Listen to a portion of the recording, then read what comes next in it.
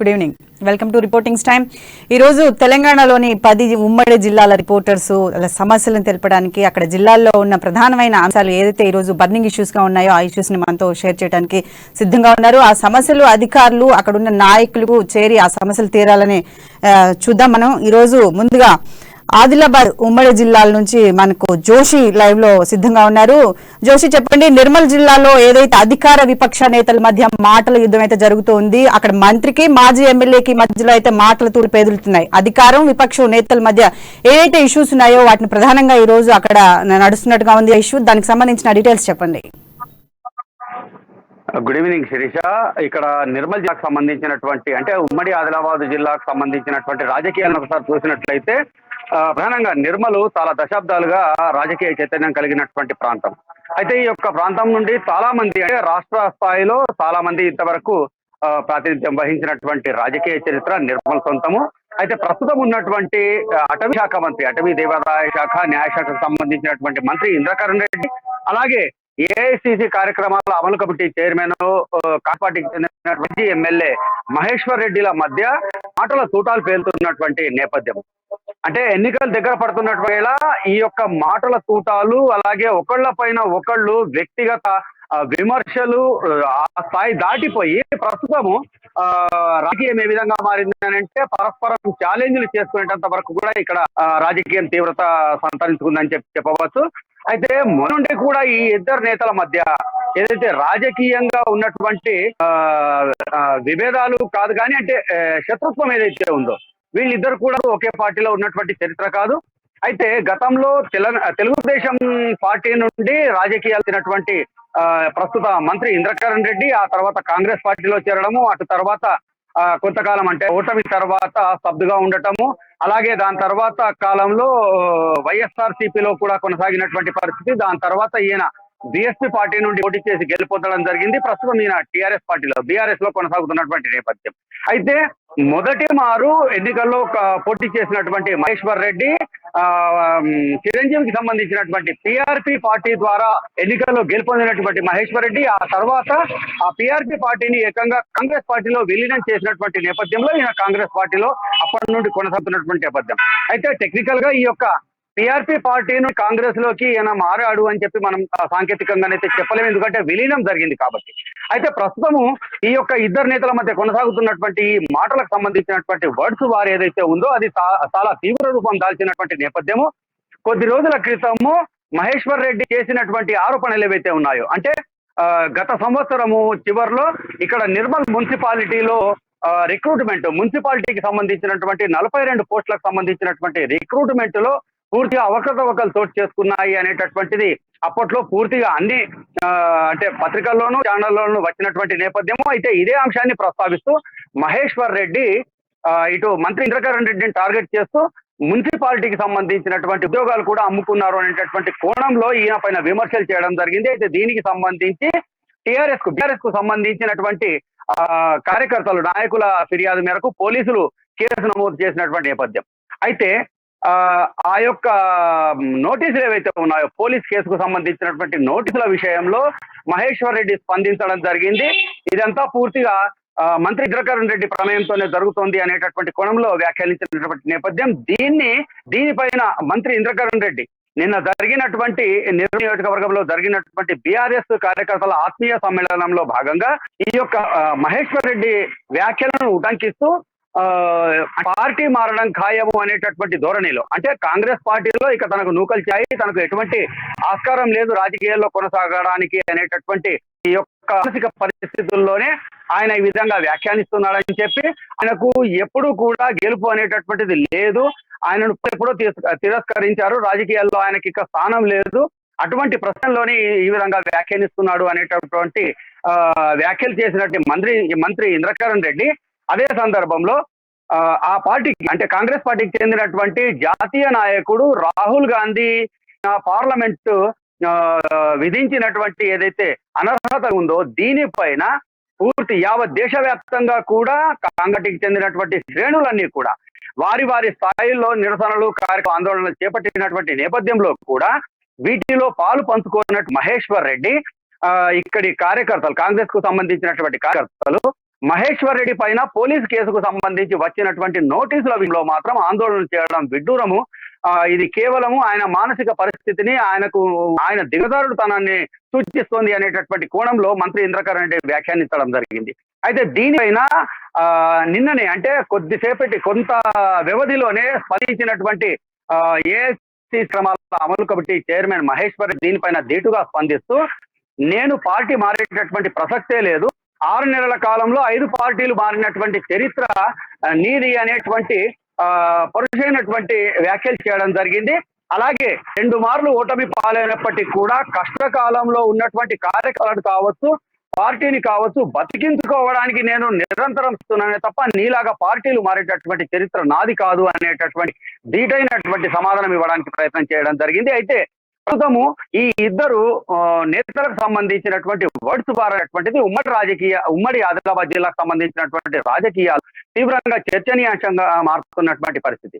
ప్రస్తుతం ఎన్నికలు ఎప్పుడు అనేటటువంటిది ఇంకా నిర్ధారణ కానప్పటికీ కూడా ఈ సంవత్సరం చివరిలో ఉంటాయి అనేటటువంటి ఈ యొక్క వాక్యపద్యంలో ఇప్పటి నుండే ఈ యొక్క రాజకీయ వాతావరణం నిర్మల్లో ఇంతగా వేడెక్కుతున్నటువంటి పరిస్థితుల్లో రాబోయే రోజుల్లో ఈ ఇద్దరు నేతలకు సంబంధించినటువంటి మాటల తూటాలు ఏ విధంగా ఉంటాయి, రాబోయే రోజుల్లో నిర్మల్కు సంబంధించినటువంటి రాజకీయ పరిస్థితులు ఏ విధంగా మలుపు తీసుకుంటాయి అనేటటువంటి చర్చ చాలా ఉత్కంఠభరితంగా సాగుతున్నటువంటి శిరీష. అలా జోషి, అంటే ఇద్దరు సమఉజ్జీల మధ్య పోర్ అనేది మనం రసవత్రంగా చూడొచ్చు. అంటే ఈ మాటల యుద్ధం నెక్స్ట్ రాజకీయంగా ఎలా తీవ్ర పరిణామం చెందబోతోంది?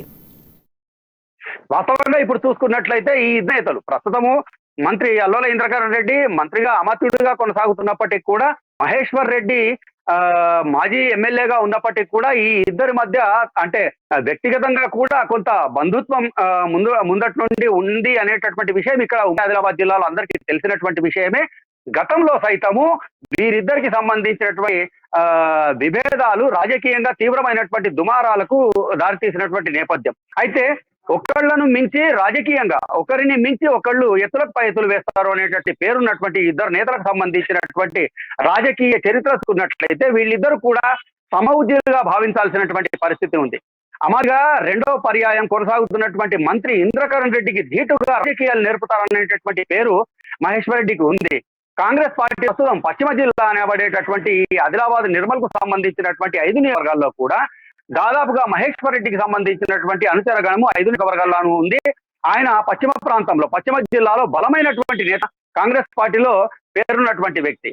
అయితే ఇంద్రారెడ్డి ప్రస్తుతం అమాత్యుడిగా ఉన్నప్పటికీ కూడా ఆయనకు ధీటుగా రాజకీయాలు నేర్పేటటువంటి చాణక్యత మహేశ్వర్ రెడ్డికి ఉంది అనేటటువంటి పేరున్నటువంటి నేపథ్యంలో రాబోయే రోజుల్లో ఈ ఇద్దరు సమఉజ్జీలకు సంబంధించినటువంటి ఎత్తుగడలు ఏ విధంగా ఉంటాయి, చివరకు నిర్మల్ గడ్డ ఎవరిది నీదా నాదే అనే రీతిలో ఈ యొక్క రాజకీయం కొనసాగుతుందా అనేటటువంటి తలెత్తుతున్నటువంటి నేపథ్యం. Sirisha, right, thank you Joshi.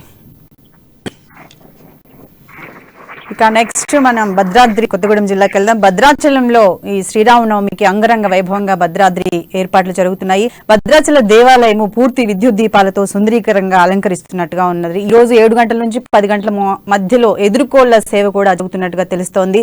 దీనికి సంబంధించిన పూర్తి అప్డేట్స్ ను మా ప్రతినిధి నవీన్ సిద్ధంగా ఉన్నారు అందించడానికి. నవీన్, చెప్పండి, భద్రాచలంలో ఏర్పాట్లు ఎలా జరుగుతున్నాయి? Thank you Sirisha. దక్షిణ అయోధ్యగా పేరుగాంచినటువంటి భద్రాచల దేవస్థానంలో శ్రీరామనవమి సందర్భంగా దేవాలయం అయితే విద్యుత్ కాంతుల దగదగలతో, అదేవిధంగా చల్వ పందిళ్ళు అదేవిధంగా అనేకమైన ఏర్పాటు అయితే చేసినట్లుగా కూడా మనం చూసుకోవచ్చు. అయితే భద్రాచలం సీతారామ దేవస్థానంలో ఈ యొక్క కళ్యాణ మహోత్సవానికి అయితే సుమారు 2 తెలుగు రాష్ట్రాలతో పాటు వివిధ రాష్ట్రాల నుంచి కూడా 1,00,000 మందికి పైగా ఈ యొక్క కళ్యాణానికి వస్తున్న అంచనాతోటి అధికారులు అయితే ఏర్పాట్లు చేసినట్లుగా కూడా మనం చూసుకోవచ్చు. ఈ యొక్క శ్రీరామనవమిలో ఈ రోజు ముఖ్యమైన ఘట్టం అయితే ఎదుర్కోళ్ళు కార్యక్రమాన్ని ఘనంగా చేసేందుకు అధికారులు అయితే ఏర్పాట్లు చేసినట్టుగా కూడా చూసుకోవచ్చు. ఈ రోజు సాయంత్రం 7 గంటల నుంచి 10 గంటల వరకు ఈ యొక్క ఎదుర్కోళ్ళ కార్యక్రమం అయితే జరుగుతుంది. ఇదైతే చాలా సుందరంగా చూడటానికి చాలా అద్భుతమైన ఘట్టంగా కూడా మనం చూడొచ్చు.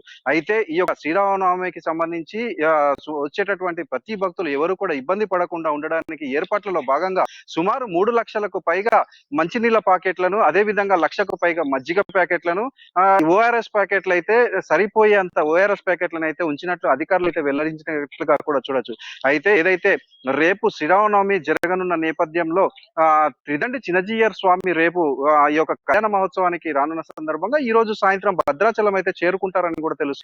అదే విధంగా పుష్కర సామ్రాజ్య పట్టాభిషేకానికి సంబంధించి అహోబిల జీయర్ స్వామి, అదే విధంగా దేవనాథ జీయర్ స్వాములు కూడా పుష్కరాభిషేకానికి రానున్న నేపథ్యంలో వారు రేపు సాయంత్రం భద్రాచలానికి అయితే చేరుకుంటారని కూడా తెలుస్తుంది.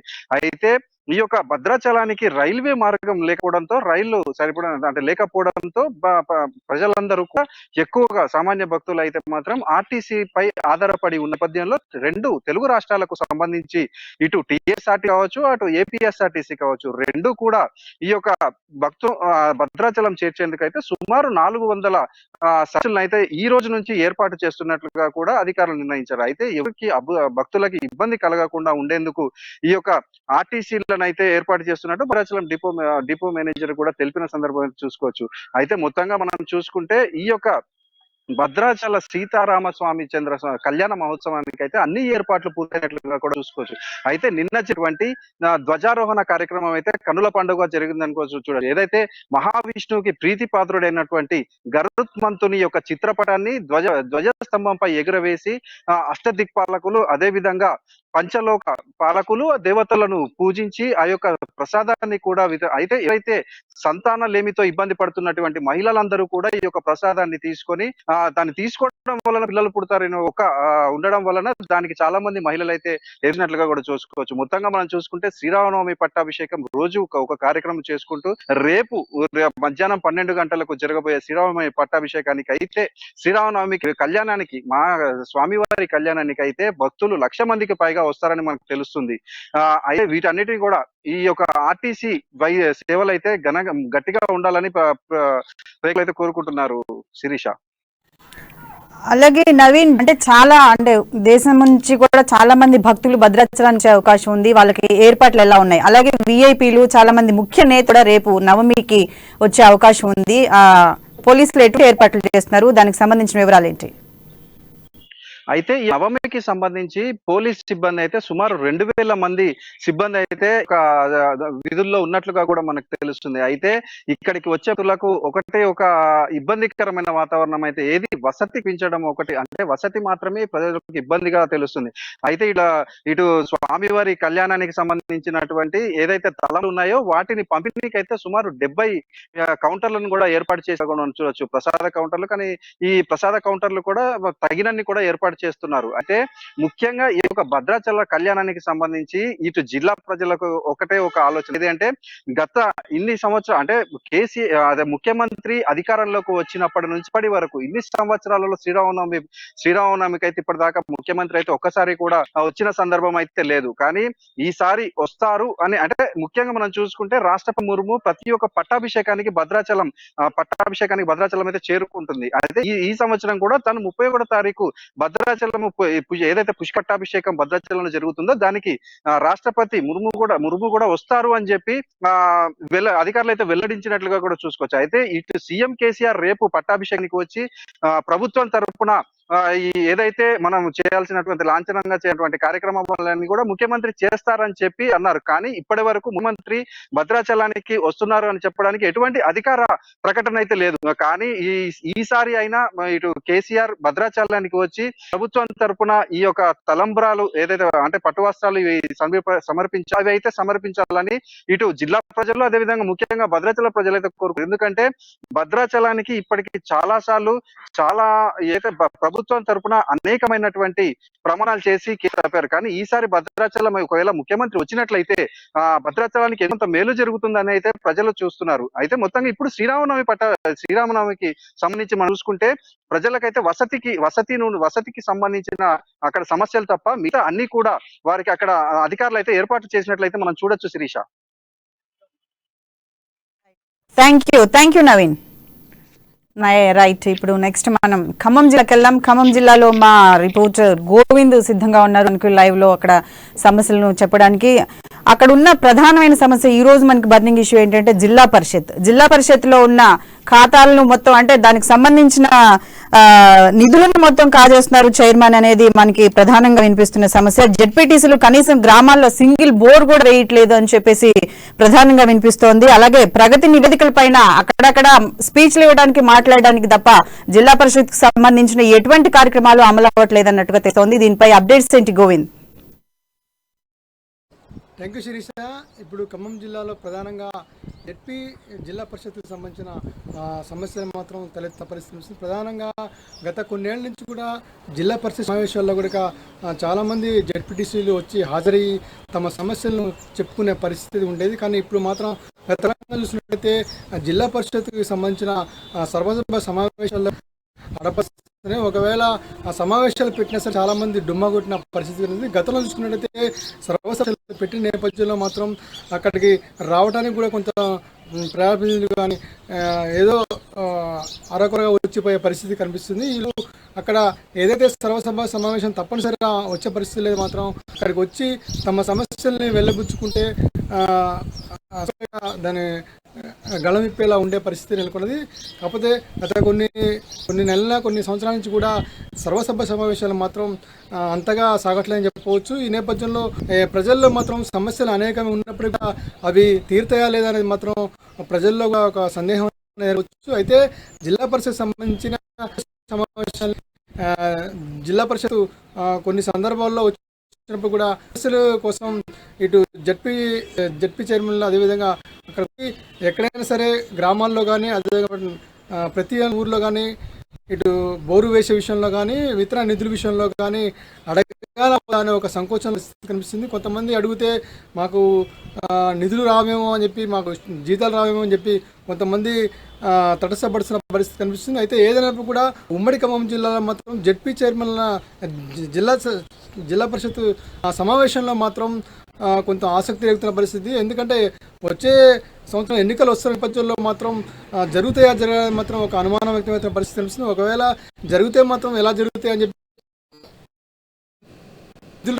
ఇబ్బంది పడుతున్నారు. వచ్చే నిధులు ఎలా ఖర్చు చేయాలనే పరిస్థితి కూడా నెలకొన్న పరిస్థితి. గతంలో చూసుకున్నట్టయితే ఎక్కడైనా సరే సర్వసభ పెట్టినప్పుడు జిల్లాకు సంబంధించిన మంత్రి కానీ ఎంపీ కానీ చాలామంది వచ్చి అసలు సమస్యల పట్ల పోరాడే పరిస్థితి ఉన్నది. అదేవిధంగా ప్రతిపక్షాలు మాత్రం దీంట్లో కీలక పాత్ర వహించబడుతుంది. కానీ ప్రస్తుతంలో మాత్రం అవి ఎక్కడా కనిపించట్లేదనే పరిస్థితి నెలకొన్నది. శిరీష రైట్. అంటే గోవింద్, అసలు నిధులు లేక జిల్లా పరిషత్ అలా చెప్తుందా, లేకపోతే ఉన్న నిధుల్ని ఖర్చు చేయకుండా అలా నెక్స్ట్ ఎలక్షన్స్ కి ఏమన్నా ఇవ్వాలి, అప్పుడు ఆ టైంకి ఏమన్నా ఖర్చు పెట్టాలన్నట్టుగా అధికార పార్టీ ఆలోచిస్తుందా? ఏంటి దీని పరిస్థితి? అంటే గతంలో చూసినట్టయితే ఎక్కడైనా సరే నిధులు వచ్చినా సరే అవి ఖర్చు పెట్టడానికి చాలా జంకుతున్న పరిస్థితి కనిపిస్తుంది. ఒకవేళ వచ్చిన నిధుల్ని ఖర్చు పెట్టలేక సెకండ్ ఎలక్షన్లు వస్తాయని చెప్పి దాన్ని ఖర్చు పెట్టడం కూడా వెనక ముందు ఆడుతున్న పరిస్థితి కనిపిస్తుంది. కాకపోతే చాలా గ్రామాల్లో మాత్రం నిధులు లేక మాత్రం జెడ్పీ చైర్మన్లు మాత్రం నోరు ఇప్పని పరిస్థితి కనిపిస్తుంది. ఒకవేళ గట్టిగా అడిగితే తమకు ఏమైనా ఇబ్బంది కలుగుతాయో, ఇబ్బంది పెడతారనే ఒక ధోరణ పరిస్థితి. మొత్తానికైతే ఉమ్మడి జిల్లాలో మాత్రం ఈ సర్వసభ సమావేశంలో మాత్రం జెడ్పీటీసీ మాత్రం కీలక పాత్ర ఉన్నప్పటికీ కూడా వాళ్ళ నుంచి నిధులు రాక, పనులు జరగక, ప్రజల్లో ఎక్కువగా ఉండటంతో వాళ్ళు ప్రజలు అడిగే సమస్యలు కూడా చెప్పలేని పరిస్థితి కూడా నెలకొన్నది. కాకపోతే ఎన్నికలు వస్తున్న ఇది కొనసాగుతుందనే ఒక ఆరోపణ కూడా వినిపిస్తున్న పరిస్థితి. మొత్తానికైతే సర్వసభ సమావేశాల్లో మాత్రం ఇంతవరకు ఎక్కడ ఇంకా జరగదనే ఆరోపణలు వినిపిస్తున్నాయి. ఒకవేళ జరిగినా సరే ఏదో తూతూ మంత్రంగా జరిగే పరిస్థితి నెలకొన్నది. Right, thank you Govind. మనం కరీంనగర్ జిల్లాకి వెళ్దాము. కరీంనగర్ లో మా ప్రతినిధి శ్రీకాంత్ లైవ్ లో సిద్ధంగా ఉన్నారు. అక్కడ ఈ రోజున్న ఇష్యూ ఏంటంటే ఈరోజు అక్కడ ఫైనాన్స్ దందా ఎక్కువగా నడుస్తున్నట్టుగా తెలుస్తుంది. కరీంనగర్ జిల్లాలో అక్రమ ఫైనాన్స్ యూనిక్ అనే ఒక ఫైనాన్స్ సంస్థ ఏదైతే చిట్టీల రూపంలో డబ్బులు కట్టించుకొని కస్టమర్ల దగ్గర ఆ డబ్బులు ఇవ్వకుండా టర్మ్ అయిపోయిన తర్వాత కూడా వాళ్ళని చిన్న చూపు చూడటం, డబ్బులు అడిగిన వాళ్ళని కొట్టడం, తిరగడం అలాంటి పనులు చేస్తూ ఉంది. అయితే బాధితులు మాత్రం దీనిపైన కంప్లైంట్ చేస్తున్నారు, లబోదిబోమంటున్నారు. దీనికి సంబంధించి అప్డేట్స్ ఏంటి? శ్రీకాంత్, యూనిక్ ఫైనాన్స్ సంస్థ చేస్తున్న నిర్వాహకాల గురించి చెప్పండి. Good evening. అయితే శిరీష, ఈరోజు అక్రమ ఫైనాన్స్ ఏదైతే కరీంనగర్ జిల్లాలో ఇటీవల విచ్చలవిడిగా అక్రమ ఫైనాన్స్ దందాలు చేస్తున్నారు. అయితే ఈ రోజు తాజాగా యూనిక్ ఫైనాన్స్ అని ఒక ప్రైవేట్ సంస్థ తమ కస్టమర్ల దగ్గర లక్షల్లో డబ్బులు వసూలు చేసి వాళ్ళకి మెచ్యూరిటీ అయిపోయిన తర్వాత కూడా వాళ్ళకి డబ్బులు ఇవ్వడానికి మాత్రం నిరాకరిస్తున్నారు. ఏదైతే ఇబ్బందులు ఉండి వాళ్ళు చాలా మట్టుకు నిరుపేదలు మధ్యతరగతి ప్రజలంతా కూడా ఫైనాన్స్ లో డబ్బులు ఎక్కువగా తీసుకుంటుంటారు. అయితే గతంలో కరీంనగర్ జిల్లాలో ఒక పెద్ద ఇష్యూ జరిగింది. ఏదైతే ఏఎస్ఐ అంటే పోలీస్ ఆఫీసర్ గా ఉన్న ఏఎస్ఐ బొబ్బల మోహన్ రెడ్డి అక్రమ ఫైనాన్స్ అంటే 10% వరకు కూడా ఫైనాన్స్ ఇల్లు తనఖా పెట్టుకొని అలాంటి ఇష్యూలో కూడా పెద్ద ఎత్తున ఒక వ్యక్తి ఒక ప్రముఖ వ్యాపారవేత్త సూసైడ్ చేసుకునే పరిస్థితి కూడా ఉండేది. అప్పుడు ఉన్న కమిషనర్ కమలాసన్ రెడ్డి ఈ ఇష్యూలో ఏదైతే అక్రమ ఫైనాన్స్ దందాలో చాలా మట్టుకు రేడ్లు చేసి అలాంటి వారిని ఉపేక్షించబోమని చెప్పేసి హెచ్చరికలు ఇచ్చి పెద్ద ఎత్తున అక్రమ ఫైనాన్స్ దారులకు చెక్ పెట్టారు. కాకపోతే ఇటీవల చాప కింద నీరులా మళ్ళీ అక్రమ ఫైనాన్స్ దారులు కొనసాగుతున్నాయి. అంటే ప్రైవేటు ఆఫీసులు వ్యాపార సంస్థలు కాకుండా అక్రమంగా అంటే వీరికి ఎలాంటి రిజిస్ట్రేషన్ ఉండదు, ఏమీ ఉండదు. కాకపోతే వాళ్ళు ఒక ప్రామిసర్ నోటు మీద అమాయకుల దగ్గర ఇది చిరు వ్యాపారులు కానీ మధ్య తరగతి వ్యాపారులు కానీ వాళ్ళ దగ్గర ఒక ప్రామిసర్ నోటు మీద సంతకం తీసుకొని వారికి డబ్బులు బిత్తికి డబ్బులు ఇస్తుంటారు. అది మామూలుగా ఉండదు. అది ఏదైతే పెద్ద ఎత్తున ఇంట్రెస్ట్ తో 5 రూపాయల వడ్డీతో కూడా మిత్తికిస్తూ ఉంటారు. డబ్బులు కట్టని పక్షంలో వాళ్ళని చాలా వేధింపులకు గురి చేస్తున్నారు. మనము ఇటీవల చూడొచ్చు లోన్ యాప్ వేధింపులకు చాలా మంది బలైపోయారు. లోన్ యాప్ అంటే ఒక నిర్ణీత సమయం ఉంటుంది కాబట్టి అది కట్టలేని వాళ్ళు పెద్ద ఎత్తున సూసైడ్లు చేసుకున్న ఘటనలు మనం చాలా చూసాం. కాకపోతే ఈ అక్రమ ఫైనాన్స్ లో ఎంత అంటే గడువు ముగిసిన తర్వాత కూడా ఏదైతే మళ్ళీ ఎక్స్టెండ్ అవుతూ ఉంటుంది అంటే గడువు పెంచుకుంటూ వారి దగ్గర ప్రతి నెలకి కూడా వారి దగ్గర వడ్డీకి వడ్డీ అంటే చక్ర వడ్డీ రూపంలో కూడా డబ్బులు వసూలు చేసే పరిస్థితులు అయితే ఉంటాయి. అయితే ఈ రోజు తాజాగా యూనిక్ ఫైనాన్స్ సంస్థ బాధితులు మేము కట్టిన డబ్బులు మాకు రావట్లేదు అని చెప్పేసి గగ్గోలు పెట్టిన పరిస్థితులు ఉన్నాయి.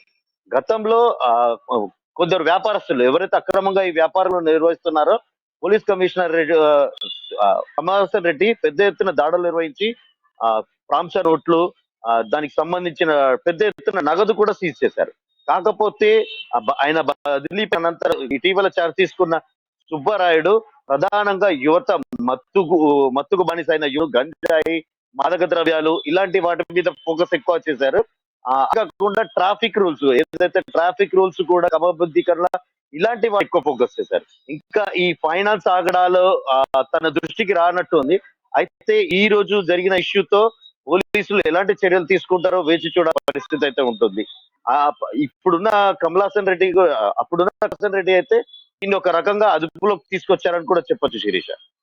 రైట్ శ్రీకాంత్, అంటే ఇప్పుడు ఎవరైతే ఈ యూనిక్ సంస్థ ఫైనాన్స్ చేస్తున్నారో దేనికి సంబంధించిన వాళ్ళు అంటే ఏదైనా పార్టీ అండదండలు ఉన్నాయా లేకపోతే అధికార పార్టీ నేత ఎవరు వీళ్ళు ఇంత పెద్ద ఎత్తున ఈ దందా చేస్తున్నారు? 10%, 5% వీళ్ళకి ఇచ్చి చిన్న చిన్న వడ్డీ వ్యాపారులు చిన్న చిన్న పనులు చేసుకుని కూలీలకి ఇచ్చి వాళ్ళ జీవితాలతో ఆడుకుంటున్నట్టుగా తెలుస్తోంది. దీనిపై అక్కడున్న పోలీసులు నాయకులకి ఏమైనా సమాచారం ఉందా? అసలు ఏంటి? తప్పకుండా శిరీష, ప్రతి వ్యాపారం ఏదైతే ఈ ఫైనాన్స్ వ్యాపారంలో ఉన్న ప్రతి వ్యాపారస్తుడికి పెద్ద సంబంధాలు ఉంటాయి. అంటే రాజకీయ నాయకులతో కానీ పోలీస్ బాసులతో కానీ చాలా మందికి పరిచయాలు ఉంటాయి.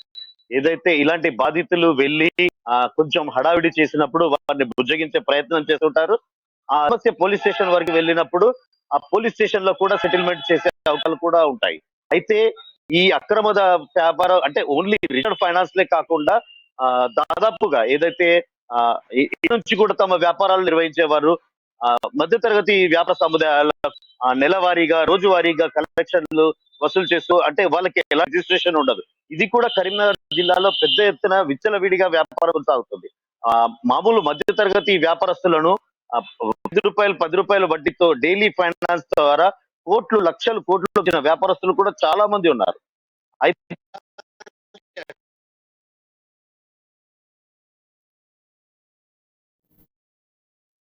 Right, thank you Srikanth. Next మనం వరంగల్ జిల్లాకి వెళ్దాం. వరంగల్లో మా ప్రతినిధి స్వామి లైవ్ లో సిద్ధంగా ఉన్నారు. ఈ రోజు ప్రధానమైన అంశం ఏంటంటే వరంగల్ కాకతీయ యూనివర్సిటీ టీసీపీఎస్సీ ఏదైతే టీసీపీఎస్సీకి సంబంధించి మనం గత కొన్ని రోజులుగా చూస్తూ ఉన్నాం సంబంధించిన నిరసనలు ఏదైతే ఉన్నాయో ఇప్పుడు కాకతీయ యూనివర్సిటీలో విద్యార్థులు దాని మీద పెద్ద ఎత్తున ఆందోళన చేపట్టినట్టుగా తెలుస్తోంది. టీసీపీఎస్సీ చైర్మన్ ను బర్తరఫ్ చేయాలని, అలాగే ఎవరైతే నిరుద్యోగానికి సంబంధించిన విద్యార్థులు ఎవరైతే ఉన్నారో వారి 1 లక్ష రూపాయలకు దానికి సంబంధించి ఉచిత భోజనము మెటీరియల్ ఇవన్నీ ఇవ్వాలి అని చెప్పేసి వాళ్ళు పెద్ద ఎత్తున ధర్నా చేస్తున్నట్టుగా తెలుస్తోంది. దీనిపై అప్డేట్స్ ని మా ప్రతినిధి స్వామి అందరూ. స్వామి చెప్పండి. శిరీష, మొత్తానికి చూసుకుంటే కాకతీయ యూనివర్సిటీలో కూడా నిరుద్యోగులు విద్యార్థులు ఆందోళన చేపట్టిన నేపథ్యం కనపడుతుంది. ఈ నేపథ్యంలో విద్యార్థులకు నిరంతరం కష్టపడి పనిచేసిన గ్రూప్ 1 కు ఎన్నో లక్షలు వెచ్చించి కూడా కోచింగ్ తీసుకొని ఏళ్లు తరబడి కోచింగ్లతో పోటీ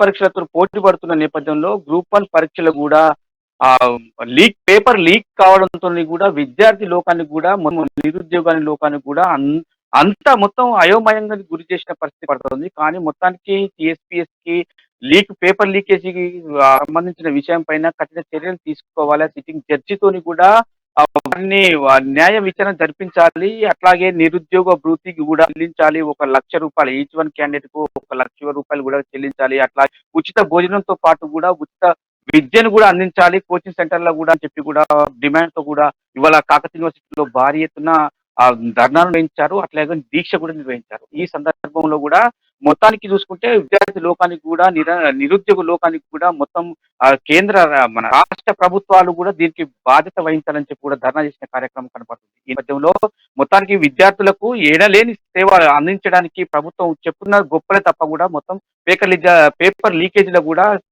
టీఆర్ఎస్ ప్రభుత్వం కూడా దానికి కీలక బాధ్యత వహించాలి. లేకపోతే మాత్రం మూల్యం చెల్లించక తప్పదని చెప్పి కూడా విద్యార్థి లోకం డిమాండ్ చేసిన పరిస్థితి. ఇప్పటికైనా చైర్మన్ ను అంటే టీఎస్పీఎస్ చైర్మన్ కూడా బర్తరఫ్ చేయాలి. లేకుంటే మాత్రం మేము ఊపుకునే ప్రసక్తి లేదు. ఇటువంటి ధర్నాలు నిరాహార దీక్షలు కూడా ఎన్నో చేస్తామని చెప్పి కూడా విద్యార్థి లోకాన్ని పిలుపునిస్తూ కూడా ఇవాళ బ్యాన్ చేస్తున్న పరిస్థితి కనపడుతుంది. మొత్తం కాకతీయ యూనివర్సిటీలో కూడా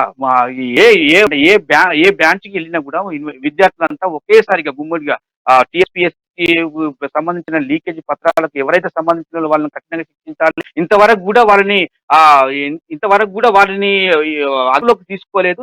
మొత్తం కాలయాపన చేస్తుందని చెప్పి కూడా ధర్నా చేసిన పరిస్థితి కేయులో పరిస్థితి కనపడుతుంది శిరీష.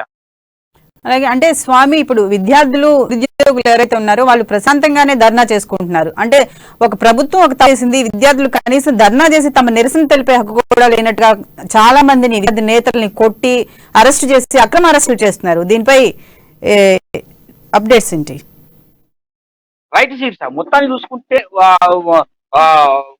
స్వేచ్ఛంతంగా కూడా అంటే ఒక రాజ్యాంగంలో కూడా ధర్నా చేసే హక్కు కూడా ఉంది. అక్కడిని దాన్ని కూడా ఉల్లంఘించి కూడా చెప్పకుండా కూడా మొత్తానికి ఆ యూనివర్సిటీలో గేట్లు ఇరువైపులా మూసేసి కూడా విద్యార్థులను జైల్లో పెట్టే పరిస్థితి కనపడతా ఉంది. కానీ కేయూలో మాత్రం విద్యార్థి లోకం కూడా ఇది అసలు మేము కష్టపడి పనిచేసినా కష్టపడి చదువుకొని ఇన్నాళ్ళు ఉద్యోగం కూడా వేస్ట్ చేసినా కానీ మమ్మల్ని ఎవరు పట్టించుకోలే. కానీ పేపర్ లీకేజ్ కొరకు ఎవరైతే కారకులు నశించాలని చెప్పి మేము ధర్నాకు నిర్వహించామో మమ్మల్ని ఎలాంటి అనుమతులు లేకుండా కూడా అక్రమ అరెస్టులు పాల్పడుతున్నారని చెప్పి కూడా వాపోతున్న పరిస్థితి విద్యార్థి నిరుద్యోగులు వాపుతున్న పరిస్థితి కనపడతా ఉంది. కానీ మొత్తానికి చూసుకుంటే మాత్రం మేము జైలు పాలైన పర్వాలు కానీ టీఎస్పీఎస్ కి సంబంధించిన పేపర్ లీకేజ్ కి ఎవరైతే పాల్పడుతున్న వాళ్ళని కఠినంగా శిక్షించాలి, సిట్టింగ్ జడ్జితో న్యాయ విచారణ జరిపించాలని చెప్పి కూడా విద్యార్థి నిరుద్యోగులు డిమాండ్ చేస్తున్న పరిస్థితి కనపడుతుంది. Sirisha, thank you Swami. Right, next మనం మెదక్ జిల్లాకి వెళ్దాం. మెదక్ జిల్లాలో మా ప్రతినిధి సునీల్ లైవ్ లో సిద్ధంగా ఉన్నారు. సునీల్, సిద్దిపేట మంత్రి హరీష్ రావు కొన్ని అక్కడ బస్టాండ్ నిర్మాణానికి భూమి పూజకి చేస్తున్నట్టుగా తెలుస్తుంది. అలాగే ఏదైతే పెద్దవాగు జలాశ్రయం జలాలని దానికి బంగ్లా చెక్ డ్యామ్ వద్ద మంత్రి హరీష్ రావు ఇవాళ శంకుస్థాపన చేసినట్టుగా తెలుస్తోంది. దీనికి సంబంధించిన అప్డేట్స్ ఏంటి?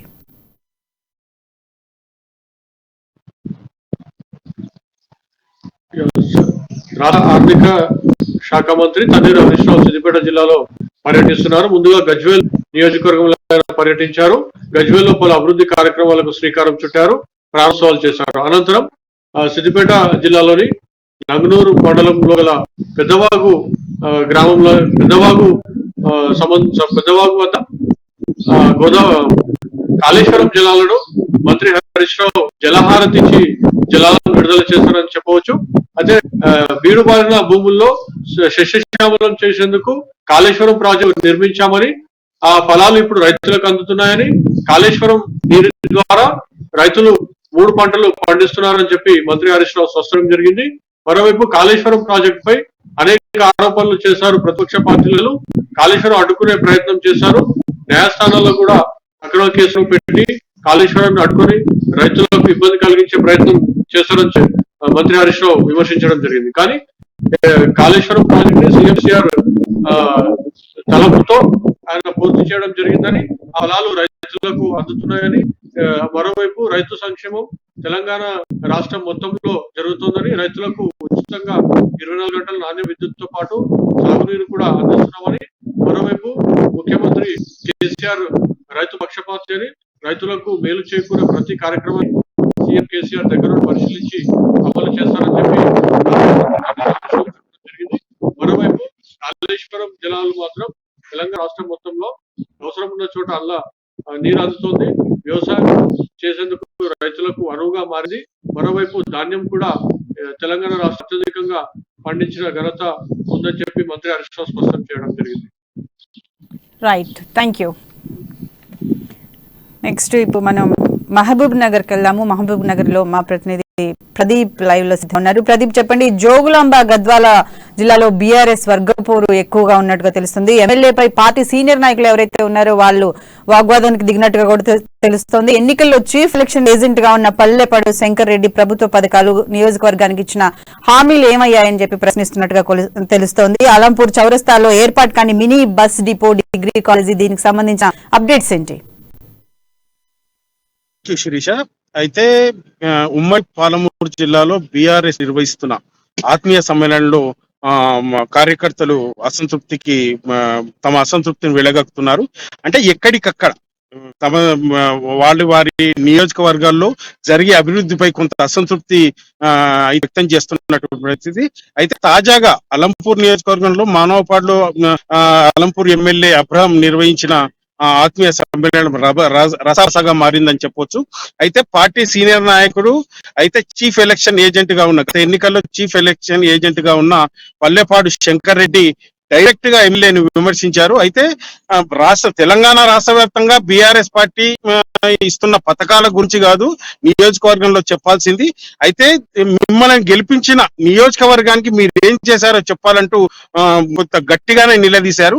అయితే ఈ సందర్భంలోనే శంకర్ రెడ్డిని కొంత సమన్వయపరిచేందుకు కార్యకర్త ప్రయత్నించగా తాను ఈ రోజు మొత్తం ఎమ్మెల్యే ఏం చేశాడు గెలిచిన తర్వాత ఈ 9 సంవత్సరాలు అనేది చెప్పదలుచుకున్నానంటూ తనకు ఎవరు అడ్డుపడద్దు అంటూ కూడా డైరెక్ట్ గా కార్యకర్తలను ఎవరైతే తన అడ్డుకుంటున్నారో వారికి డైరెక్ట్ గా చెప్పినటువంటి పరిస్థితి నెలకొంది. ఈ సందర్భంలోనే తుమ్మిళ్ళ రిజర్వాయర్ మీరు ఈ ఏరియాలో గెలిచినప్పుడు తుమ్మిళ్ళ కింద 3 రిజర్వాయర్లు నిర్మిస్తారని హామీ ఇచ్చారు. దాని గురించి ఏమైనా పట్టించుకున్నారా అంటూ డైరెక్ట్ గా ఎమ్మెల్యేని అడగడంతో కొంత సమావేశంలో గందరగోళ పరిస్థితి నెలకొంది. అట్లాగే గతంలో ఆర్డిఎస్ కింద ఏదైతే సాగునీరు వస్తుందో అంతే తప్ప దానికంటే 1 ఎకరం అదనం కూడా నిలవట్లేదంటే దీని మీద హామీ ఇచ్చిన దాని మీద మీరు ఇన్ని రోజులు ఏం చేస్తున్నారంటూ ఎమ్మెల్యేలు నిలదీశారు. అయితే అదే విధంగా అలంపూర్ చౌరస్తాలో ఏదైతే degree college, fire station, mini bus station నిర్మిస్తారని హామీ ఇచ్చారని, అయితే అది ఇంతవరకు కూడా అమలు కాలేదని, దానిపైన మీరేం చర్యలు తీసుకున్నారంటూ కూడా డైరెక్ట్ గా గద్దించినటువంటి పరిస్థితి నెలవి. అయితే శంకర్ రెడ్డి ఇవే కాకుండా ఎవరైతే పార్టీ ఉద్యమంలో 2000 నుంచి పార్టీలో ఉండి పార్టీ తెలంగాణ రాష్ట్రం కోసం ఉద్యమంలో పాల్గొన్న వారిని విస్మరించి తనకి ఎవరైతే ఇష్టం ఉన్నారో వారిని మీరు వెనకేసుకుని వారికే పనులు చేసి పెడుతున్నారంటూ విమర్శించారు. అయితే అట్టే కాకుండా దళిత బంధు ఏదైతే దళిత బంధు పథకంలో తన వెంట పార్టీలో జాయిన్ అయిన కాంగ్రెస్ కార్యకర్తలకు తప్ప ఇతర వారు సంప్రదించకుండా, అయితే పార్టీ సీనియర్ సంప్రదించకుండా కూడా నిర్ణయాలు తీసుకొని వారికే దళిత బంధు వచ్చేలా చేశారంటూ ఇది ఎంతవరకు న్యాయం అంటూ కూడా శంకర్ రెడ్డి అడిగేటటువంటి పరిస్థితి. అయితే అంతేకాకుండా అలంపూర్ నియోజకవర్గంలో ఏ గ్రామానికైనా సీసీ రోడ్లు కానీ తర్వాత బీటీ రోడ్లు కానీ శాంక్షన్ చేశారా అంటూ డైరెక్ట్ గా ఎమ్మెల్యేను నిలదీశారు. అయితే దీంతో కొంత సభలో గందరగోళ పరిస్థితి నెలకొంది. అయితే కార్యకర్తల మధ్య ఎమ్మెల్యే అంటల మధ్య కొంత వాగ్వాదం అయితే నడిచింది. అయితే ఈ వాగ్వాదంతో సభ అంతరంగా ముగించుకొని ఎమ్మెల్యే వెళ్ళిపోవడంతో కొంత సద్దుమణిందని చెప్పొచ్చు. ఇదే విధంగా రాబోయే ఎలక్షన్ లో ఈ పరిస్థితి ఇలాగే ఉంటే బీఆర్ఎస్ పార్టీకి గడ్డు పరిస్థితి తప్పదంటూ రాజకీయ విశ్లేషకులు భావిస్తున్నారు. అయితే అంతేకాకుండా ప్రతి నియోజకవర్గంలో ఉమ్మడి జిల్లా వ్యాప్తంగా ప్రతి నియోజకవర్గంలో అసంతృప్తులు అయితే బీఆర్ఎస్ పార్టీలో తమ అసంతృప్తిని వెలగక్కుతున్నారు. కార్యకర్తలు తమను విస్మరించి ఎవరైతే కొంతమందికి ఎమ్మెల్యేలు పనిచేస్తున్నారంటూ డైరెక్ట్ గా విమర్శిస్తున్న పరిస్థితి అయితే నెలకొంది. ఇది మొత్తం తెలంగాణ రాష్ట్ర అధిష్టానం మరి గమనిస్తేదా అని కూడా కొంత విమర్శలు అయితే వెల్లువెత్తున్నాయి. శిరీష, రైట్ ప్రదీప్, ప్రధానంగా మనకు ఇక్కడ చర్చకు వస్తున్న అంశం ఏంటంటే బీఆర్ఎస్ ఆత్మీయ సమావేశం. ఈ ఆత్మీయ సమావేశంలో ఎమ్మెల్యే అయితే ఉన్నారో ఉన్న పార్టీ వాళ్ళకి కాకుండా ఎక్స్ పార్టీలకి దానికి సంబంధించిన ఏదైతే నియోజకవర్గానికి సంబంధించిన పనులు ఉన్నాయో అవన్నీ వేరే వాళ్ళకి ఇస్తున్నాడు అని చెప్పేసి ప్రధానంగా చర్చిస్తున్న అంశంగా మనకి తెలియదు. దీనికి సంబంధించిన అప్డేట్స్ ఏంటి, అసలు వెనక ఏం జరుగుతుందంటారు? అయితే అలంపూర్ నియోజకవర్గంలో గతంలో అబ్రహం కాంగ్రెస్ పార్టీ నుంచి బీఆర్ఎస్ పార్టీలో చేరారు. అయితే దీంట్లో ఆయనతో పాటు ఆయన అనుచరవర్గం ఏదైతే కాంగ్రెస్ పార్టీలో ఉందో ఆయన అనుచరవర్గం కూడా దీంట్లో చేరడంతో కొంత వారికే ఆయన వెంబడి ఎవరైతే వచ్చారో వారికే ఏం చేస్తున్నారంటూ వారికే కొన్ని పనులు పెడుతున్నారంటూ ఉద్యమంలో పాల్గొని తెలంగాణ సంస్కృతి ఏదైతే పోరాడినో తమను విస్మరించి ఎమ్మెల్యే ఒంటరి పోగొడుగుతున్నాడంటూ కొంత విమర్శలు అయితే వెల్లువెత్తున్నాయి. ప్రధానంగా అలంపూర్ నియోజకవర్గంలో ఎటువంటి అభివృద్ధి కార్యక్రమాలు జరగలేదని కూడా కార్యకర్తలు డైరెక్ట్ గా చెప్తున్న పరిస్థితి అయితే ఉంది. అయితే ఈ సందర్భంలోనే ఎమ్మెల్యే తన అంచె ఏవైతే ఉన్నారో వారితోనే కాంటాక్ట్ లో ఉంటూ వారి ద్వారానే అంటే గ్రామాల్లోకి వచ్చేప్పుడు కూడా వారికే సమాచారం అందిస్తున్నారని కూడా కార్యకర్తలు భావిస్తున్నారు. అయితే ఈ నేపథ్యంలోనే ఈ రోజు జరిగిన మానవ పాటలు అయితే ఆత్మీయ సమ్మేళనం ఉందో ఇవన్నీ అసంతృప్తి జ్వాలలు అయితే రగిలాయి. అయితే దీన్ని బేస్ చేసుకునే పార్టీ సీనియర్ నేత పల్లెపాడు శంకర్ రెడ్డి మాట్లాడి మనకు తెలుస్తా ఉంది. Thank you Pradeep. నెక్స్ట్ మనం నల్గొండకి వెళ్దాం. నల్గొండలో మా ప్రతినిధి కిరణ్ లైవ్ లో ఉన్నారు. ఇప్పుడు ప్రధానంగా ఉన్న సమస్య ఏంటంటే ఈ రోజు వస్తున్న బర్నింగ్ ఇష్యూ ఏంటంటే కలెక్టర్ ఎదుట ఏదైతే డబుల్ బెడ్రూమ్ ఇల్లు ఉన్నాయో దానికి సంబంధించి డబుల్ బెడ్రూమ్ ఇళ్ల కోసం ఆందోళన చేస్తున్నట్టుగా తెలుస్తుంది. అర్హులకి డబుల్ బెడ్రూమ్ ఇల్లు ఇవ్వకుండా అనర్హులు ఎవరైతే ఉన్నారో వాళ్ళకి డబుల్ బెడ్రూమ్స్ శాంక్షన్ చేస్తున్నట్టు తెలుస్తోంది. దీనిపై అప్డేట్స్ ఏంటి కిరణ్? ఈరోజు యాదాద్రి భువనగిరి జిల్లాలో డబుల్ బెడ్రూమ్ల కోసం డ్రా తీయడం జరిగింది. అయితే ఈ యొక్క డ్రాలో పాల్గొనేందుకు వందలాది మంది లబ్ధిదారులు జిల్లా కలెక్టరేట్ కు చేరుకున్నారు. అయితే లబ్ధిదారుల లెక్కలో అవకతవకలు జరుగుతున్నాయంటూ ఇటు లబ్ధిదారులతో పాటు అఖిలపక్ష నాయకులు యొక్క డ్రా తీయ కార్యక్రమాన్ని అడ్డుకోవడంతో అక్కడ పరిస్థితి ఉద్రిక్తంగా నెలకొంది. అయితే ఇక్కడ వారందరినీ కూడా అక్కడికి వచ్చినటువంటి పోలీసులు వారందరినీ చెరగొట్టి బయటికి వెళ్లి పంపించడం జరిగింది. దీంతో ఆందోళనకారులు ఒక్కసారిగా ఆ యొక్క డ్రాలో అవకతవకలు జరుగుతున్నాయని అధికార టీఆర్ఎస్ పార్టీకి డ్రాలో అవకాశం కల్పిస్తున్నారని, పేదలకు ఎవరికి కూడా అవకాశం కల్పిస్తలేరని ఇటు లబ్ధిదారులతో పాటు అఖిలపక్ష నాయకులు కాంగ్రెస్ నాయకులు అందరూ కూడా ఆరోపించడంతో ఆ యొక్క డ్రాను వాయిదా వేయడం జరిగింది. దీంతో ఒక్కసారిగా వారందరూ కూడా జిల్లా కలెక్టరేట్ కార్యాలయం బయటకు వచ్చి ఆందోళన నిర్వహించడం జరిగింది. వందలాదిగా రావడంతో పోలీసులకు వారికి మధ్య కాక ఉద్రిక్త పరిస్థితి కూడా నెలకొంది. వారందరినీ కూడా గింటివేయడంతో ఇటు అక్కడికి వచ్చినటువంటి లబ్ధిదారులందరూ కూడా ప్రభుత్వానికి వ్యతిరేకంగా మాట్లాడుతూ తాము కొద్ది సంవత్సరాలుగా అద్దె ఇళ్లలో ఉంటున్నామని, కిరాయి చెల్లిస్తున్నామని, లబ్ధిదారుల ఎంపికలో మాకు న్యాయం చేయకుండా అర్హులకు కాకుండా అనర్హులకు కేటాయిస్తూ అధికార పార్టీకి కార్యకర్తలకు డబుల్ బెడ్రూమ్ ఇల్లు కేటాయిస్తున్నారంటూ ఆరోపిస్తున్నారు. మొత్తానికి ఈ యొక్క డబుల్ బెడ్రూమ్ ఎంపిక ప్రక్రియ ఉమ్మడి నల్గొండ జిల్లా వ్యాప్తంగా కూడా ఎక్కడ తీసినా కూడా అక్కడనే అయితే గొడవలు అయితే జరుగుతున్నాయి. అయితే వీళ్ళందరూ అనేది ఏంటంటే వార్డుల్లో తీసి వార్డులో ఎంపిక చేయాలని జిల్లా కలెక్టరేట్ లో అన్ని ఒకేసారి తీసినట్లయితే లబ్ధిదారుల ఎంపికలో అవకతవకలు జరుగుతాయని ఆశిస్తున్నారు. వార్డులలోకి వచ్చి వార్డులో ఎవరైతే లబ్ధిదారులు ఉన్నారో వారందరూ తీయాలని కూడా వారందరూ కూడా పట్టుబట్టారు. అయితే ఈ రోజు యొక్క డ్రాను జిల్లా కలెక్టర్ వాయిదా వేయడంతో వారందరూ రోడ్డుపైకి రావడం, వారందరూ కూడా అక్కడ ఆందోళన చేయడం, వారందరికీ అఖిలపక్ష నాయకులు కూడా సపోర్ట్ చేయడంతో అక్కడ పరిస్థితి అయితే ఉద్రిక్తంగా నెలకొంది. తిరిగి మరో తేదీన డ్రా ప్రకటిస్తామని చెప్పడం, అఖిలపక్ష నాయకులు కూడా అక్కడి నుంచి ఈ యొక్క లబ్ధిదారులను తీసుకొని న్యాయం చేయమని వారికి హామీ ఇవ్వడంతో అక్కడి నుంచి అందరూ కూడా వెళ్ళిపోవడం జరిగింది. శిరీష, ప్రధానంగా మనం ఈ వార్డు మెంబర్స్ ఎవరైతే ఉన్నారో అర్హులు ఎవరు అనర్హులు ఎవరు అనేది వార్డు మెంబర్స్ ప్రత్యేక కొన్ని నెలల నుంచి వాళ్ళని అబ్జర్వ్ చేస్తూ ఈ డబుల్ బెడ్రూమ్ కి శాంక్షన్ చేస్తూ ఉంటారు. అక్కడ ఏమైనా పొరపాట్లు జరిగాయంటారా? ఇంత పెద్ద ఎత్తున కలెక్టరేట్ ఎదుట ఆందోళన చేసి పోలీస్ బందోబస్తు మధ్య అది జరగకుండా నెక్స్ట్ కి వాయిదా వేయాల్సి వచ్చిన పరిస్థితి ఎందుకు వచ్చిందంటారు? అయితే ఈరోజు యాదాద్రి జిల్లా కలెక్టరేట్లో ఈ యొక్క డ్రా తేదీని ప్రకటించడం జరిగింది. అర్హులైన వారందరూ కూడా జిల్లా కలెక్టర్ కార్యాలయానికి రావాలని చెప్పడం ఒకటి, భువనగిరి జిల్లా మున్సిపాలిటీకి చెందినటువంటి అందరూ కూడా జిల్లా కలెక్టరేట్కి చేరుకోవడం జరిగింది. అయితే అక్కడికి వచ్చిన లబ్ధిదారులందరూ కూడా ఇలా అందరినీ కలిసి ఒకేసారి డ్రా తీయడం వల్ల అర్హులకు చోటు కల్పించినట్లు అవుతుందని అధికార పార్టీ వారికి ఈ యొక్క డబుల్ బెడ్రూమ్ లో అవకాశం కల్పిస్తున్నారని వారు ఆరోపించి ఈ యొక్క డ్రాను ఇక్కడ కాకుండా వాటి తీయాలని వారు పట్టుబట్టడం జరిగింది. దీంతో అక్కడ పరిస్థితి ఉద్రిక్తంగా మారడంతో లబ్ధిదారులతో పాటు అక్కడ వారికి మద్దతుగా వచ్చిన అఖిలపక్ష నాయకులందరూ కూడా బయటికి నెట్టివేయడం జరిగింది. దీంతో అక్కడ వాళ్ళందరూ ఈ యొక్క ఎంపిక ప్రక్రియలో అవకతవకలు జరుగుతున్నాయని, మాకు న్యాయం జరుగుతలేదని, మేము గత కొద్ది సంవత్సరాలు అద్దె ఇంట్లో ఉంటున్నప్పటికీ మాకు సొంత ఇల్లు లేనప్పటికీ కూడా మాకు అవకాశం కల్పించకుండా ఏకపక్షంగా అధికార పార్టీకి చెందిన నాయకులు ఇలా అందరినీ కలిపి ఒకే చోట దాడి చేయడం మంచిది కాదని, వార్డులోకి వచ్చి తీసినట్టయితే మాకు న్యాయం జరుగుతుందని వారందరూ కూడా ఆరోపించడం జరిగింది. మాకు న్యాయం చేయాలని కూడా వారందరూ కోరుతున్నారు. శిరీష, అంటే ఎంతమంది, అంటే నెక్స్ట్ ఎప్పుడు జరిగే అవకాశం ఉందంటారు? అక్కడ ఉన్న ఎవరైనా దీనికి సంబంధించి ఏమైనా అప్డేట్ ఇచ్చారా? అయితే ఈ రోజైతే అక్కడ జిల్లా కలెక్టర్ కార్యాలయంలోనే డ్రా ఎంపిక తేదీని నిర్వహించడం జరిగింది. అయితే అందరూ కూడా పట్టుబడడంతో ఈ యొక్క జిల్లా కలెక్టర్ ఆదేశాల మేరకు ఈ యొక్క డ్రా తేదీని వాయిదా వేసి మరో రోజు వేస్తామని చెప్పడంతో లబ్ధిదారులు అక్కడి నుంచి వెళ్ళిపోయినప్పటికీ మరో రోజు నిర్వహించి కూడా వార్డులలో నిర్వహించాలని, వార్డుల వారిగా నిర్వహించినట్లయితే ఏదైతే వార్డులో ఉన్నారో వారందరికీ న్యాయం జరుగుతుంది, అర్హులైన వారికి చోటు కల్పించినట్లయితే చెప్పడం, ఆ యొక్క డిమాండ్ ను అక్కడ ఉన్నటువంటి అధికారులు మరో డ్రా తేదీని ప్రకటిస్తామని చెప్పినప్పటికీ కూడా మాకు న్యాయం జరగాలని, మరో తేదీన ప్రకటించినా కూడా మాకు న్యాయం జరగాలని వాళ్ళు పట్టుబట్టి అక్కడి నుంచి అఖిలపక్ష నాయకులు వారందరికీ కూడా మాట ఇవ్వతోటి మరో తేదీన డ్రా తీసామని చెప్పడంతో అక్కడి నుంచి లబ్ధిదారులు కూడా వెళ్ళిపోవడం జరిగింది. Right, thank you Kiran.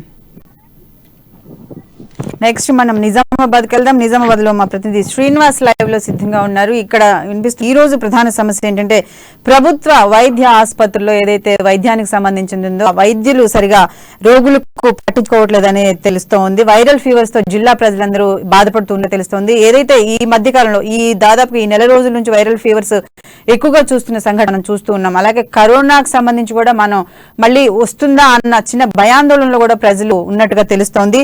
జిల్లా ప్రభుత్వ ఆసుపత్రుల్లో కూడా వైద్యుల కొరత ఉన్నట్టుగా తెలుస్తోంది. దీనిపై పూర్తి అప్డేట్స్ ఏంటి శ్రీనివాస్?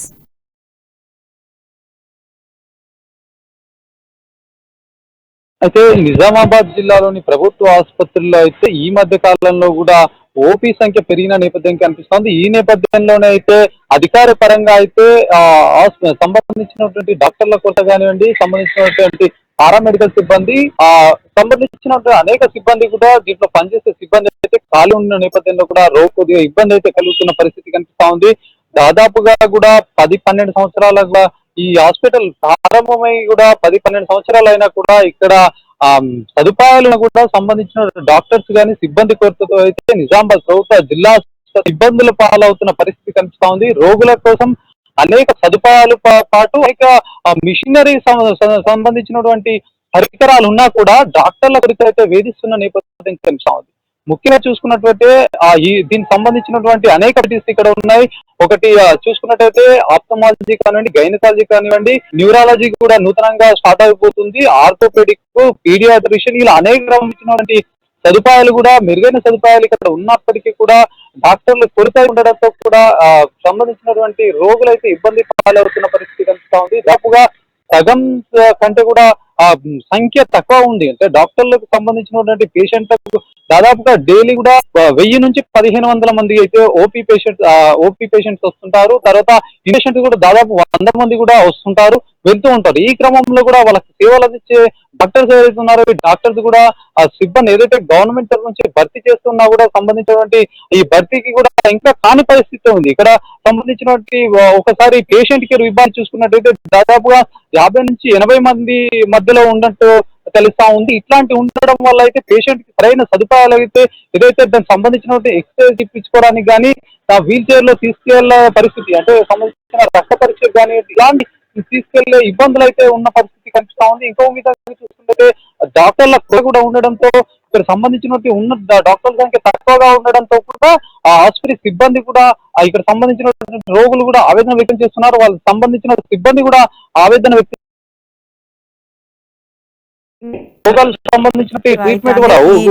ప్రభుత్వ ఆసుపత్రి ఏదైతే ఉందో అది నియమించి దాదాపుగా 12 ఏళ్లు గడుస్తున్నా గానీ ఇంతవరకు పూర్తి స్థాయిలో వైద్యులు నియామకం కాలేదన్నట్టుగా తెలుస్తోంది. అక్కడికి వస్తున్న రోగుల సంఖ్య విపరీతంగా పెరగడంతో ఆ రోగులకి సంబంధించి వైద్యులు చేసే డాక్టర్స్ మాత్రం చాలా తక్కువ మంది ఉన్నట్టుగా తెలుస్తోంది. ఈ మధ్య కాలంలో వైరల్ ఫీవర్స్ తో జిల్లా ప్రజలు చాలా మంది గవర్నమెంట్ హాస్పిటల్కి వెళ్తున్న పరిస్థితిని మనం చూస్తూ ఉన్నాం. అంటే శ్రీరామ్ చెప్పండి, శ్రీనివాస్ చెప్పండి, 12 ఏళ్లు గడుస్తుంది, అంటే ఆ హాస్పిటల్ ప్రారంభించేదైతే 12 సంవత్సరాలు గడుస్తున్నా కానీ ఇంతవరకు అక్కడ వైద్యులు ఎందుకు సరిగా నియామకం కాలేదన్నట్టుగా మనకు తెలుస్తుంది.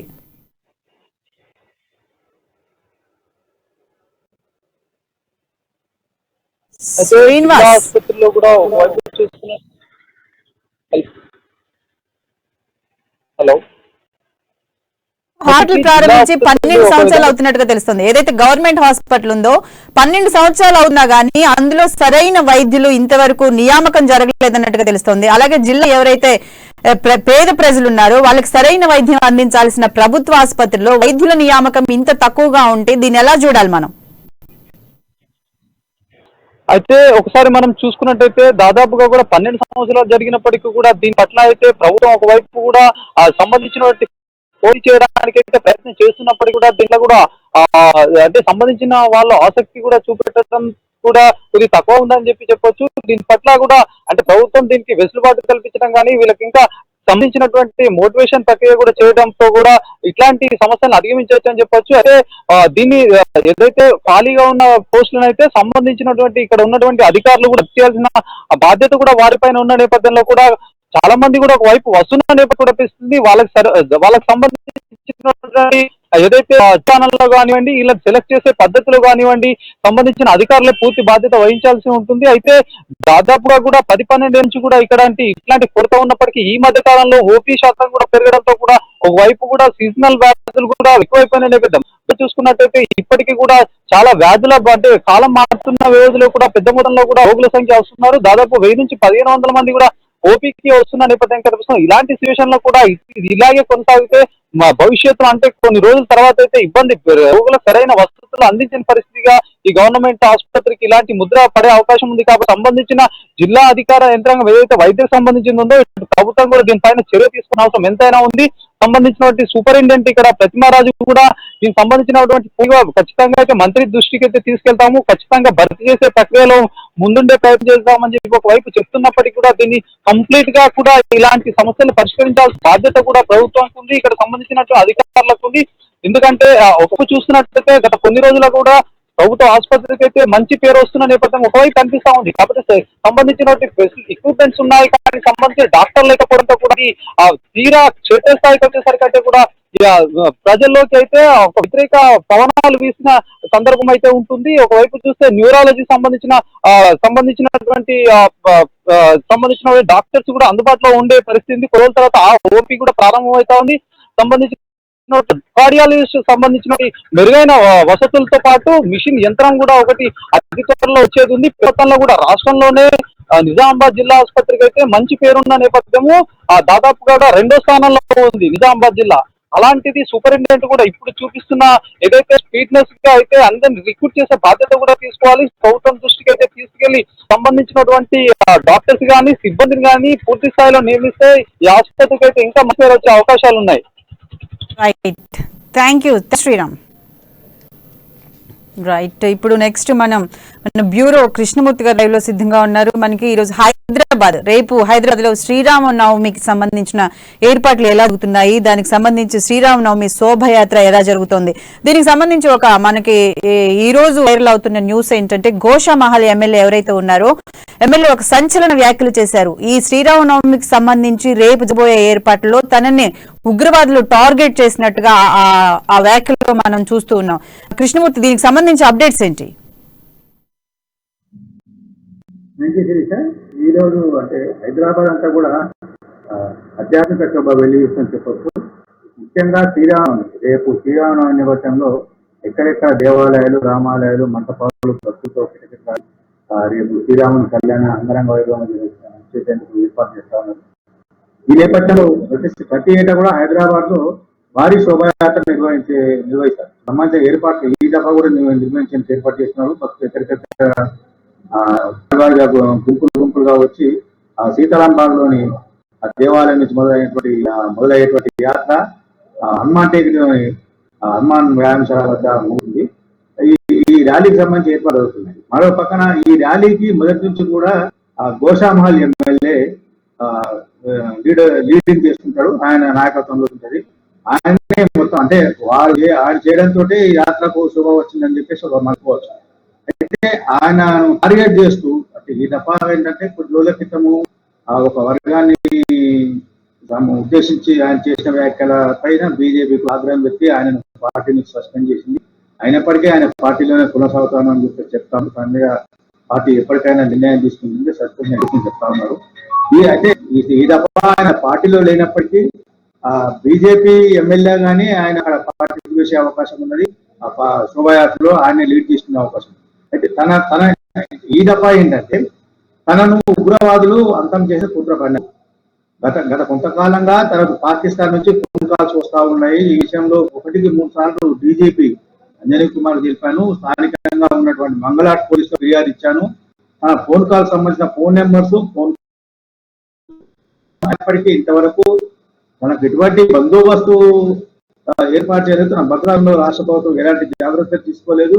ముఖ్యంగా తాను ఇచ్చినటువంటి ఎఫ్ఐఆర్ మీద ఇంతవరకు పోలీసులు ఎఫ్ఐఆర్ నమోదు చేయలేదు. సిసిఎస్ కానీ సిట్ కానీ ఏదైనా కనీసం స్థానికంగా ఉన్నటువంటి మంగళాడు పోలీసులు కూడా తాను ఇచ్చిన ఫిర్యాదు మీద ఎఫ్ఐఆర్ నమోదు చేయలేదు. ఇది అంటే రాష్ట్ర ప్రభుత్వ తీరును ఉగ్రవాద తమకు అనుకూలంగా మార్చుకునే ప్రమాదం ఉన్నది. మనకు ఇంకా హెచ్చరికలు వస్తున్నాయి.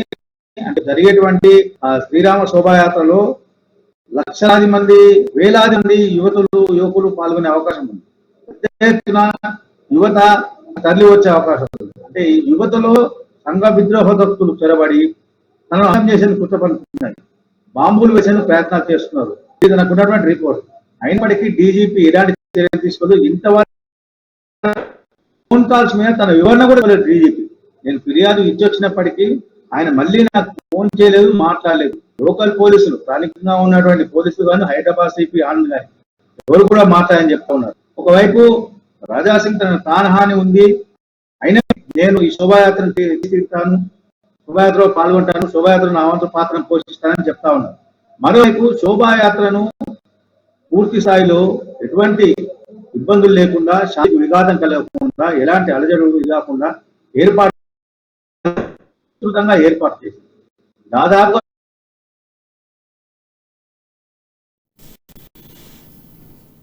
కృష్ణమూర్తి, ఏదైతే ఈ శోభాయాత్ర గోషామహల్ ఎమ్మెల్యే ఈ సంచలన వ్యాఖ్య ఏదైతే చేశారో దీనికి సంబంధించి పోలీస్ కమిషనర్ కి లేఖ కూడా రాసినట్టుగా తెలిసి హైదరాబాద్ పాత బస్తీకి చెందిన ఉమామహేశ్వరి అనే పేరుతో ఒక లేఖ ట్వీట్ చేసినట్టుగా కూడా తెలుస్తోంది.